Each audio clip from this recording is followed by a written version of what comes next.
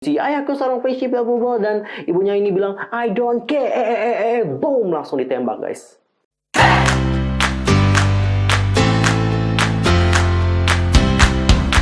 Annyeonghaseyo, Chungudul Yusro Kim Imnida, welcome back to my channel. Gimana kabar kalian hari ini? So fine? So good? Nothing problem dong kan? Dan buat kalian semua yang punya problem, keep fighting, don't give up. Nah, for this time aku akan ngajakin kalian semua untuk membahas tentang topik-topik terhangat yang dibicarakan di kalangan fans internasional, dan pastinya topik ini berhubungan dengan dunia per-K-popan. But wait nih guys, sebelum kita membahasnya lebih jelas lagi, pastikan dulu untuk bantu perkembangan channel aku supaya menjadi channel K-pop terbesar dengan informasi seputar dunia per-K-popan yang terlengkap dan juga ter-up-to-date. Langsung aja nih guys, subscribe, bunyi loncengnya. Sempetin juga buat like and comment serta share juga kepada teman-teman K-popers yang lain, share sebanyak-banyaknya, dan jangan lupa juga buat follow sosial media aku yuk di Kepoin. Kalau Instagram itu ada @yusokim, kalau di Facebook itu ada Detektif Teori nih guys. Kalau di Twitter itu ada @yusokim2. Gak usah hamida ya kalau mau follow. Dan tanpa basa-basi lagi, langsung aja kita bahas topiknya bersama-sama. Alright, untuk pertama kita mulai dulu membahas tentang Isuman dan juga BTS yang lagi-lagi menjadi topik perbincangan hangat. Kali ini dikarenakan ada salah satu media ternama dari Korea Selatan yang menuliskan artikel bahwa tidak ada BTS kalau tidak ada Isuman. Wow, coba sekarang kita baca bagaimana berita selengkapnya. Salah satu media Korea Selatan baru-baru ini menyebutkan bahwa boy group BTS tidak akan ada seperti sekarang jika bukan dikarenakan Isuman. Nah, artikel tersebut dirilis oleh salah satu media terkemuka di Korea Selatan. Media yang dimaksud adalah The Hanknyoreh. Nah, perusahaan media itu ternyata sudah lama berdiri nih guys, sejak tahun 1988 yang lalu. Nah, melalui artikel itu, sang jurnalis membahas bagaimana BTS memberikan pengaruh besar terhadap popularitas K-pop secara global di masa yang sekarang. Namun ia juga mengklaim bahwa Isuman yang hidup sebagai the father of K-pop telah mencatat banyak sejarah dan berjuang melawan penghakiman dari publik di masa lampau. Jurnalis tersebut juga menekankan bahwa Isuman selaku pendiri SM Entertainment telah membangun fondasi dari industri K-pop. Oleh karena itu, jika tidak ada Isuman yang membangun fondasinya, maka tidak akan bisa melihat idol K-pop seperti BTS di masa yang sekarang ini. Isuman memang dikenal sebagai pendiri agensi dari SM Entertainment yang sudah menyebutkan banyak sekali idol K-pop populer, dimulai dari Shinhwa, TVXQ, Super Junior, SNSD, SHINee, FX, EXO, Red Velvet, NCT, hingga aespa. Nah, menanggapi artikel tersebut, netizen Korea di situs Deku telah memberikan komentar-komentar yang seperti ini. Aku membaca tulisan sampah seperti ini di pagi hari, kau juga seharusnya menuliskan bahwa kalau tidak ada orang tua mereka, BTS tidak mungkin ada seperti yang sekarang. Itu bukan hal yang dikatakan oleh Isuman, tapi kenapa kalian malah mengkritik Isuman? Ini hanyalah artikel yang memuji-muji Isuman, kenapa kau harus menyebutkan nama BTS? Aku rasa lebih akurat lagi kalau mengatakan jika tidak ada Bang Si-hyuk, maka tidak akan ada BTS. Tadi kan komentarnya dari penggemar-penggemar Korea. Coba sekarang kita lihat bagaimana komentar dari penggemar-penggemar yang ada di Indonesia. Let's kita cek bersama-sama. Isuman itu tidak pernah mengklaim terhadap pencapaian yang didapatkan oleh BTS. Jadi jangan menghakiminya, jangan menyalahkannya. Isuman tidak pernah mengatakan apapun dan dia juga tidak menulis artikel tersebut. So, salahkan yang menulis artikel. Lanjut. Tuh kan hobi ini orang apa ya, langsung tersinggung tanpa mengklarifikasi yang terjadi. BTW terima kasih loh sama mereka, gara-gara mereka Isuman jadi trending. Negatif atau positif suatu publikasi, tapi tetap bikin Isuman lebih tenar. And terkenal juga dikarenakan mereka. Lanjut, asli itu ternyata beneran. Artikelnya bilang kalau nggak ada Isuman, BTS nggak ada. Kirain editan anjir. Ini tuh kayak lo menang Olimpiade Matematika sedunia, tapi ada guru biologi yang ngaku-ngaku dia itu ngebimbing lo. BTW ya, kalau kalian marah, jangan marah sama Isuman. Ini tuh artikel bukan Nyai yang langsung yang bilang. Jadi kalau kalian mau marah, marahnya sama yang nulis artikel, bukan sama Isuman. Right? Next. Dia itu terobsesi banget ya sama Isuman karena segitu diagung-agungkannya. Mereka iri, mereka maunya Papa Bear bukan Isuman. Padahal yang nyentil BTS itu artikelnya, bukan dari mulut Isuman. Makanya yang bener baca artikel, jangan terlalu terobsesi. Lanjut. Oke, aku ARMY. Isuman adalah pionir budaya K-pop. Tetapi BTS dan Big Hit sukses dengan cara mereka sendiri. Note, ketika orang menyebut ARMY fandom paling toxic, sebaiknya mereka mencari tahu lebih dulu bagaimana perlakuan fandom lain kepada ARMY di masa-masa perjuangan BTS.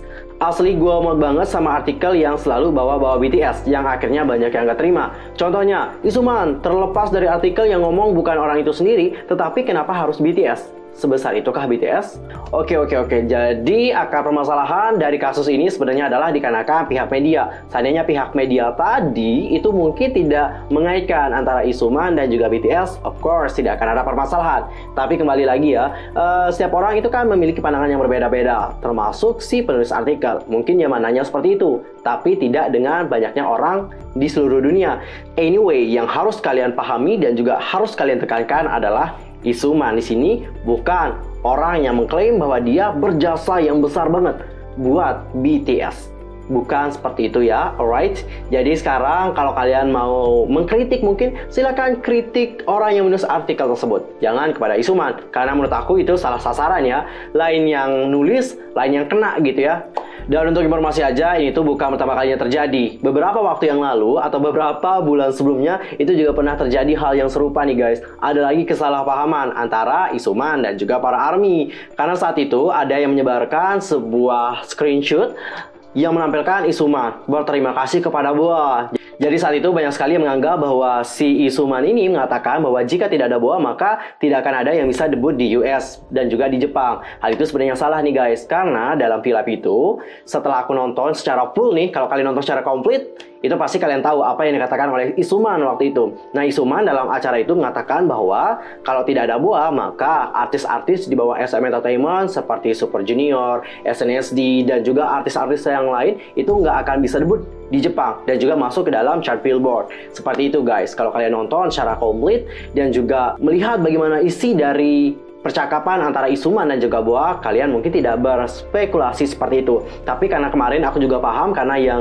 disebarluaskan itu cuman kayak 1, 2, 3 screenshot, makanya banyak yang berpendapat seperti itu. Jadi kalau aku sih untuk sekarang ya, menyarankan kalian untuk menonton video itu kembali. Di sana kalian bisa melihat apa yang dikatakan oleh si Pak Isuman. Kalau aku sih nangkapnya ya, Isuman ini mengucapkan terima kasih kepada BoA, dikarenakan Isuman ini menganggap bahwa BoA ini seperti pembuka pintu bagi artis-artis di bawah SM Entertainment, bukan pembuka jalan bagi dunia perkepopan. Dan sekarang kita akan masuk ke topik yang kedua. Topik ini juga lagi menjadi perbincangan hangat di kalangan penggemar internasional. Kalian pasti tahu dengan lagu 2NE1 yang I Don't Care. Lagu ini sangat populer banget dan juga terkenal di masanya, nggak cuma di Korea Selatan doang, tapi di seluruh dunia, termasuk Indonesia, Filipina, Malaysia, dan juga di belahan negara lainnya. Lagu ini tuh mood booster banget sih. Ini tuh kayak memberikan kita semangat gitu, memberikan kita motivasi untuk tidak terlalu peduli dengan apa yang menyakiti kita, termasuk dengan cinta ataupun hal lain sebagainya. Tapi kalau sekarang mungkin kita mendengarkan lagu ini, itu nggak akan senang lagi ya, itu akan membuat kita sedih. Why? Karena baru-baru ini terjadi sebuah tragedi yang sangat-sangat mengenaskan banget. Kalian pasti tahu dengan kasus yang lagi viral, yaitu tentang polisi yang menembak seorang ibu dan juga anak, sampai mereka berdua meninggal dunia. Dan sekarang aku akan membacakan kalian tentang kronologi lengkapnya supaya kalian tahu tentang permasalahannya. Jadi guys, peristiwa itu terjadi pada tanggal 20 Desember 2020 dan itu pun terekam oleh salah satu seorang saksi mata di tempat tersebut. Dalam video yang direkam oleh saksi mata tadi itu tersebar luas di internet. Hal itu kemudian membuat banyak netizen di seluruh dunia mempertanyakan tentang maraknya penyalahgunaan wewenang oleh polisi di bawah kepemimpinan Presiden Rodrigo Duterte.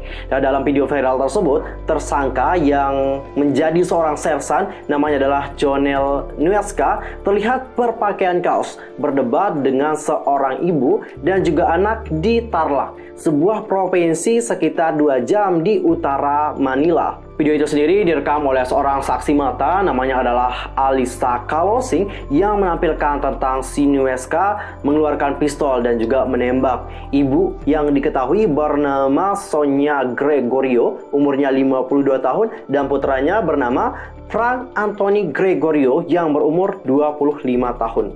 Jadi dalam sebuah wawancara radio yang dikutip dari World Obas pada tanggal 21 Desember 2020, Kepala Polisi Wilayah Paniquil mengatakan bahwa kedua belah pihak saat itu terlibat dalam perselisihan hak jalan properti. Namun insiden penembakan itu berasal dari penembakan meriam PVC yang juga dikenal sebagai boga oleh keluarga Gregorio. Jadi si tersangka ini, si bapak dan juga sang anak pergi ke tempat tadi dan mengonfrontasi mereka, lalu masalah hak jalan itu muncul dan insiden penembakan pun terjadi. Kemarahan tersangka ternyata dipicu oleh konfrontasi antara putrinya dengan anak Gregorio. Menurut The Washington Post, putri Nuesca yang masih di bawah umur juga hadir dan terlihat dalam video viral tersebut. Jadi si putri ini menyatakan bahwa ayahku adalah seorang polisi, dan si ibu muda ini mengatakan kepada si anak tersebut, I don't care, kayak gitu. Ibunya bilang seperti itu guys, I don't care,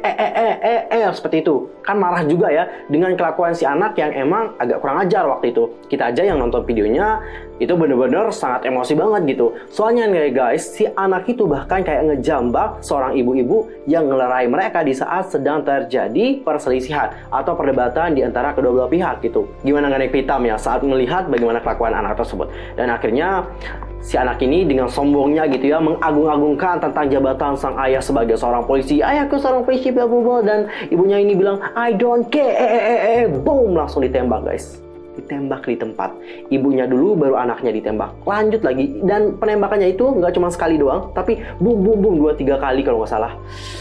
Sumpah pas aku nonton videonya aku pengen nangis. Nggak lebay, serius. Tapi itu emang benar-benar menyayat hati. Gimana sih rasanya kalian gitu ya bersama dengan ibu kalian gitu ya, nggak ada salah apa-apa gitu. Cuman kayak orang kecil gitu, dia orang besar gitu ya, datang-datang konfrontasi mereka. Mereka di sini mempertahankan hak mereka, dan di saat mempertahankannya mereka kehilangan nyawa mereka. Nah, orang yang merekam video tersebut menjelaskan bahwa si Nuesca telah memukul Frank Anthony Gregorio sebelumnya, dan orang-orang di sana menangis serta meminta si Nuesca ini untuk berhenti jangan memukul si Frank lagi. Dia juga mengatakan bahwa setelah menembak ibu dan putranya, Nuesca pergi bersama dengan putrinya. Mereka pergi katanya seolah-olah tidak ada apa-apa, tidak ada perasaan bersalah sama sekali. Dan si perekam ini merasa seperti dia itu mati rasa, seperti jiwanya telah meninggalkan tubuhnya. Kemudian ketika dia merasakan sesuatu yang bergerak, dia mulai melompat marah dan juga menangis. Seperti yang dilansir dari CNN Philippines, sekitar 1 jam setelah kejadian, tersangka menyerahkan diri di Polsek Rosales, Pangasinan. Tersangka juga menyerahkan pistol semi-otomatis 9 mm yang dikeluarkan VNT dan digunakan dalam kejahatan tersebut.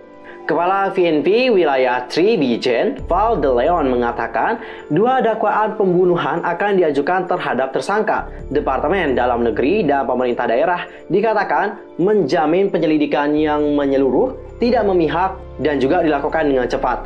Val de Leon mengatakan tidak ada jaminan yang direkomendasikan untuk meringankan hukuman bagi tersangka. Wah, kita juga sangat sedih banget, dan sekarang si polisi juga udah dapat hukuman gitu. Tapi meskipun dia dapat hukuman, tidak akan ada yang berubah gitu. Dan di sini aku punya sebuah tweet dari Twitter, yang mana tweet ini memiliki informasi-informasi yang belum kita dapatkan di artikel tersebut. Oke, langsung aja deh aku bacain tweet yang berikut ini. Petugas polisi Jonel Nuesca menembak mati tetangganya Sonia Gregorio yang berumur 52 dan putranya Frank Anthony Gregorio 25 pada Minggu 20 Desember 2020. Lanjut, diduga awalnya prank ini bermain meriam bambu petasan membuat polisi tersebut merasa terganggu, dan mereka pun terlibat dalam perdebatan yang sengit kepemilikan sengketa tanah. Next, singkatnya Sonia berusaha melerai dan menenangkan anaknya agar berhenti berselisih. Anak si polisi ini yang bikin gue speechless. Dia bilang dengan akunya, diam ayah, aku polisi, kalian dapat dibunuh. Umur dia antara 11-13 tahun loh guys, astaga. Next, Sonia balas, I don't care, Polisi di sini bilang, apa kau ingin kuhabisi? Kemudian dia pun menembak para korban. Sonia dan Frank pun tewas di tempat di depan bocah berandalan itu. Lanjut, dan katanya polisi ini juga kontroversial. Pada tahun 2019 juga terlibat dalam pembunuhan, tetapi tidak dipenjara karena tidak ada bukti, dan juga ini tuh cuma beberapa doang. Tapi sekarang ada bukti, gimana coba?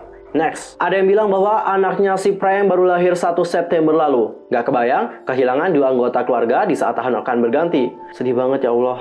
Awalnya, tersangka ini melarikan diri setelah penembakan dan menyerahkan diri 1 jam kemudian. Juga menyerahkan pistol semi-otomatis 9 mm milik Kepolisian Nasional Filipina atau VNP yang digunakan dalam penembakan itu. Tersangka telah dipenjara dengan kasus pembunuhan ganda. Tentang putri tersangka, gue belum dapat informasinya. Gue benar-benar speechless sama bocil ini. Bisa-bisanya punya mindset, ayah aku polisi, jadi dia dapat bunuh kalian. How? Polisi itu melindungi, bukan suatu ancaman yang harus ditakuti. Dan sekarang kita akan melihat bagaimana komentar dari para netizen melihat apa yang terjadi pada keluarga Gregorio. Nggak usah dihukum mati, satu keluarga dikucilin aja, nggak boleh kerja atau sekolah dimanapun, nggak boleh ada yang temenan sama keluarganya, nggak boleh pakai fasilitas umum kayak bus, rumah sakit, pasar, mall, dan lain-lain. Si Jonel Nuez sebagai polisi udah ngebunuh orang 2 kali di tahun 2019. Lucunya kasusnya dibatalin gara-gara kurang bukti ya. Beritanya juga bilang dia itu kena kasus narkoba. Tertulis ada 5 kasus yang tercatat. Wah, bahaya lagi tuh pelaku. Kalau udah kena narkoba, setauku ya, Presiden Filipina Rodrigo Duterte benci banget sama orang pengguna narkoba, pengedar narkoba, dan yang lain-lainnya yang menyalahkan narkoba. Lanjut, anaknya yang perempuan itu, apa dia bahkan masih bisa hidup tenang setelah ada ibu dan anak yang dibunuh sama ayahnya cuma karena dia ngerasa keganggu? Anak kecilnya kayaknya butuh dampingan seorang profesional karena sikapnya nggak tahu ya budaya di sana gimana, tapi kok berani banget ngebentak orang yang mungkin bisa seumuran neneknya. Bener, ini yang megang kamera ngematikan gara-gara videonya kesebar. Dia bisa ngevideoin, tapi kenapa nggak bisa bantuin mereka ya? Minimal manggil polisi atau warga lain buat misahin mereka gitu. Udah kelihatan banget bakal kisruh. Kasian banget anjir, nyawa manusia udah kayak nggak ada harganya cuma karena masalah sepele jadi melayang. Oke, untuk informasi aja ya, aku tekankan sekali lagi kepada kalian semua yang menyalahkan kameramennya. Tadi aku udah jelasin di beritanya tadi, si Alisa itu nggak bisa berbuat apa-apa. Dia tuh kayak mati rasa gitu loh. Dia tuh cuma kayak diem doang gitu. Pas polisinya pergi, baru dia kayak tiba-tiba tubuhnya ini bergerak, jadi marah dan menangis. Kalau aku jadi Alisa, jujur aku juga nggak bisa berbuat apa-apa gitu. Lari, menurut aku di sana juga banyak warga. Tadi udah dibilangin kok, dijelaskan bahwa di saat hal itu terjadi, di sana banyak warga yang melerai untuk menghentikan pertikaian tersebut. Tapi dikarenakan polisinya mungkin bawa pistol gitu ya, makanya warga-warga di sana jadi takut gitu. Makanya kebanyakan dari mereka yang memilih untuk menghindar. Nah, kalian itu seharusnya berterima kasih kepada si Alisa yang memvideokan. Kenapa? Karena Alisa ini memegang bukti yang kuat. Seandainya video dari ibu tadi itu nggak viral, apakah polisi ini dapat dipenjara? Aku nggak yakin bahwa polisi ini dapat dipenjara gitu. Karena dia juga ya punya koneksi orang dalam seperti itu ya. Jadi dikenakan adanya video ini, dia itu mau ngelak mana lagi gitu. Semua orang di dunia sudah melihat apa yang terjadi. Coba kalian posisikan diri kalian sebagai ibu tersebut. Apakah kalian bisa berbuat apapun? Aku nggak yakin kalian dapat berbuat apapun. Kalian palingan bisa nonton dan juga nangis di sana karena dia megang senjata. Karena kalau orang yang lagi marah, mereka itu biasanya lost control. Rest in peace buat Sonya dan juga Frank. Semoga mereka ditempatkan di sisi yang terbaik, di sisi Tuhan. Kita selalu berdoa yang terbaik buat mereka. Semoga keluarganya juga diberikan ketabahan dan semoga si pelaku dapat diberikan hukuman yang seberat-beratnya. And I'm sure pasti mereka itu mendapatkan hukuman sosial gitu. Gak cuman untuk si bapak doang, tapi juga untuk anak dan juga keluarga-keluarga yang lain. Alright, I'm so sad right now. Terima kasih udah nonton video aku. Aku mohon maaf kalau ada kesalahan baik dalam ucapan, sikap, tindakan, dan sebagainya. I'm so sorry banget. Dan mungkin ada salah informasi, silahkan koreksi aku dengan cara komen di bawah. See you next time. Annyeong. 감사합니다, 친구들.